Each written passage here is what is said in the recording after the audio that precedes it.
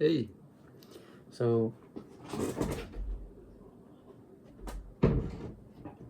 here I am back again after a year since that other video I made, which was at the very beginning of my German learning.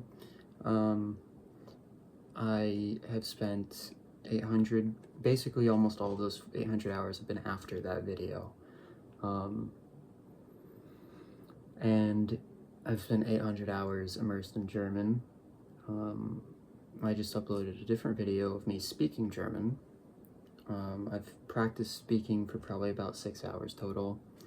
And I mean, with varying amounts of like instruction and effectiveness, I guess. I don't know. Quality, various amounts of quality for that speaking practice. I've been counting, so like I go to this German meetup thing. I've gone to it twice now, and both times I spent like 2.5 hours there. I count it as 2.5 hours, even though I'm speaking like a small portion of the time. I'm not speaking very much while I'm there. I'm mostly listening, and you know, I chime in every once in a while to say something fucking goofy, right? But for the most part, I just sit. And for the most part, that just covers up that covers all of my German learning, is that I'm just sitting and I'm reading and I'm listening and I'm watching, and that's it. Like, I listen to the Easy German podcast, that's no problem. Whatever, dude. I've listened to the audiobook for The Terminal List by Jack Carr. I believe his name is Jack Carr. But it's in German. I'm reading the German version, or I'm not reading. I started reading the German version like 4 or 5 months ago, and I was having trouble with it. So I got the audiobook going, like, well, I can read it with listening to it, and that might help, which I mean, it will, but not the way that I thought it would. And so now I'm listening to it all of a sudden again, because now I'm reading other stuff. And I'm actually able to understand pretty much everything if I focus. My brain kind of just fills in the gaps that I don't know, which actually isn't something that I've had to worry about for a couple months now. And so that's cool. Books are hard because they use all kinds of vocabulary, like constantly, all kinds of crazy words. But TV just uses the same, like, I would be surprised if it was more than like 5,000 different words that were used in any one series. And so you just learn those 5,000 words, and then you can just watch any TV that you want ever, and then any like small marginal words that you need to know. Like, I had to learn, I don't remember it, like it's on my active vocabulary, but now I've got barrel in my passive vocabulary because I heard it in Dark, that TV show, that German one on Netflix. And so I've got that. I know all of the different words ever used in German for prostitute, because that, for some reason, that comes up all the time in anime, specifically like fantasy anime. I don't understand why there are always brothels and there are always prostitutes. Also for womanizer, I also don't know why, like, nobody's ever like sexually like successful in anime, but for some reason the word womanizer comes up all the time, or one of the many words for womanizer, because there are so many words for womanizer, and I know all of them now. But yeah, I read books. I read the light novels for Jobless Reincarnation. The first two. I have not read the third one yet, but I mean, those first two were super easy. And I heard about this thing called extensive reading rather than intensive reading. And extensive reading is just where you read for a long time, whether it's really hard or not. And that book series is so far just been super easy, but not like easy like for kids easy, but like easy like, you know, a young adult. It's made for a young adult to just have fun with, not have to think too hard about, something light reading before bedtime. I mean, it's called a light novel, so that's what I'm gonna keep doing. And I created a list, or actually I had AI make me a list. No, I made the list, but I asked it what order I should read them in. What order I should read these books in. So I've got Starship Troopers. That's the first one that I'm gonna read after these. I already started reading it just so that I could get a feel of what it, and it's not too hard, it's fine. It'll be perfect after this next book that I'm gonna read, which is only like 200 pages. And then there's the Terminal List, which I agree that goes perfectly after there. And then there's Red Rising. And then there's the Die Zwerge, which means the dwarf, which is kind of a weird name for a book.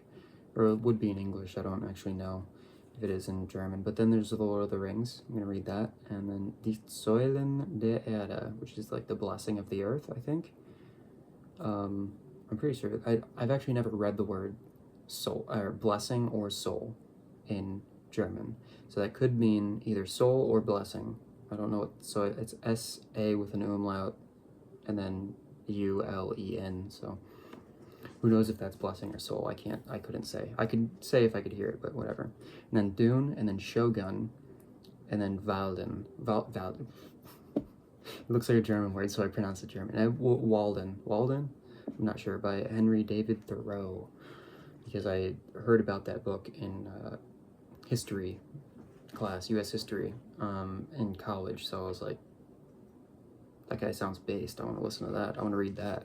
So I'm going to read that in German, because it exists in German. And then Die alte Mann und das Meer, and East of Eden. East of Eden is the goal, because that's my favorite book, and I wanted to reread it. And it has a German translation. Do I have acne? What the? Come on, dude. And then the nonfiction I'm going to read is, in this order, Chrysanthemum and the Sword by a woman named something Benedict. Forgot where her first name is. Communist Manifesto. I'm not a communist, but I want to read it. Ich, Claudius, Kaiser und Gott, which is a book that I got at Half Price Books, because it thought it looked cool. And then Sagen des klassischen Altertums, which is like, I'm pretty sure it's like mini stories from antiquity. I'm pretty sure what that's what Altertums means, is antiquity, I think. And then Strategie der Götter, which is another random book.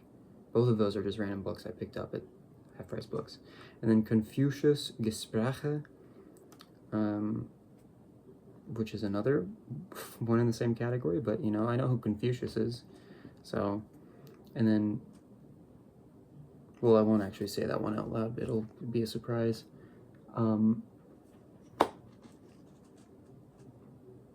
Give you a hint though, it's the last one in the list. Because I don't want to try reading it if I don't have like a really good base in German before I read it. And then there's also the Bible. I don't have it in the list, but I want to read that at some point in German, because I have it. But yeah, I'm gonna read more. 1,400,000 words I'm gonna read before I go to Austria this summer in July.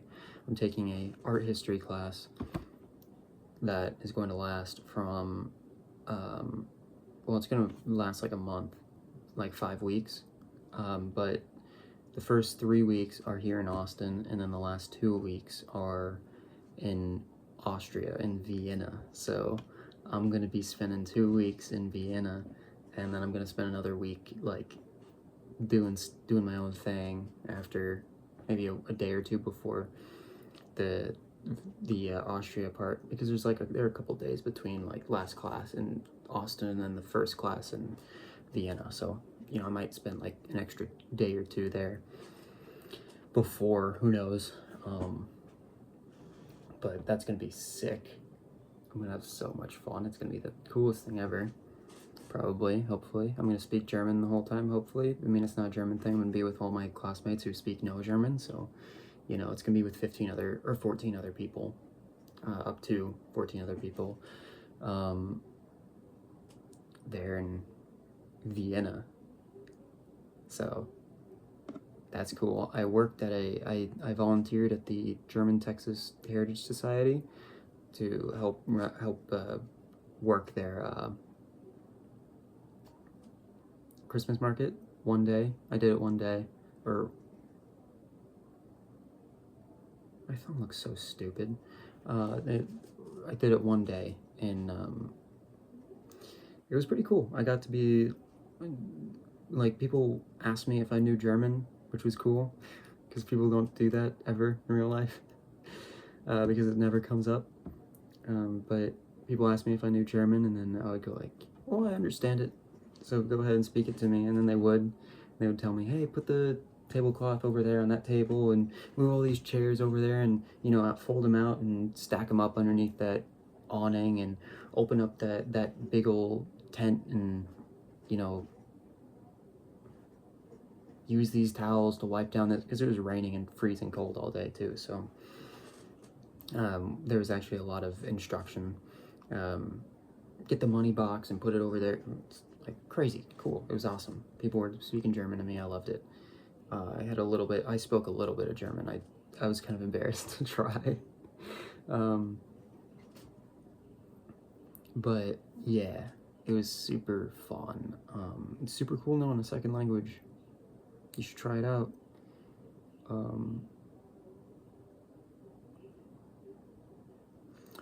Yeah, and then also the opportunities it opens up to know a second language, like, not like money-wise. I mean, German, I can't imagine that it would make me much money. But what it does do is when you volunteer at a thing like this, you end up meeting cute girls. And some of them, if you smile enough, which I was smiling the whole time, the whole time I was there, I was smiling, dude, because it was like the most fun I was having ever, just having German being spoken around me, a bunch of Germans, dude, speaking their own language, and having me understand it, and speaking it to me, dude. It's like, and having it be functional, that's like the other thing. It's like, I've only ever been like in just normal conversation, like social settings with German. I've never been like functionally using it. Crazy cool. So I was just smiling the whole time. I was just standing there, big smile on my face, making eye contact with everybody, because it was my kind of my job to do that. I was there to be friendly.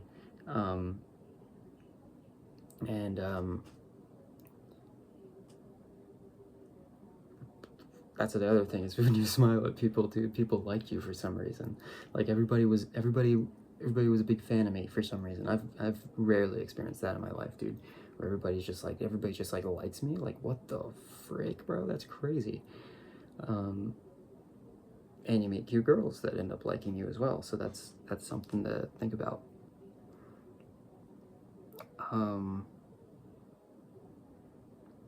Yeah, and then that also applies to school, because I took that energy into school, and all of a sudden, it's like you're wearing a big sign on your chest that says, like me, when you're smiling at people and you're talking to people, and you're just happy to be there. It's crazy, dude. I've never tried it before, but I tried it recently, and it makes me actually happy. Just pretending I'm happy, like, leads to me actually being happy, because all of a sudden people are like, nice. It's crazy. And speaking a second language can do that. That's what the second language did to me. That's what German did to me, dude. So, how about you?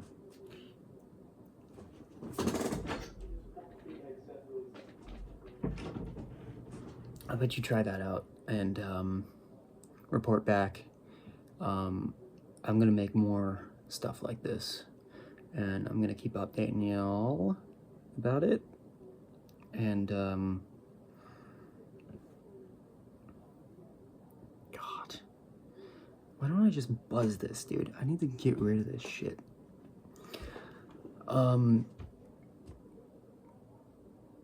Yeah, I'll keep updating you people, and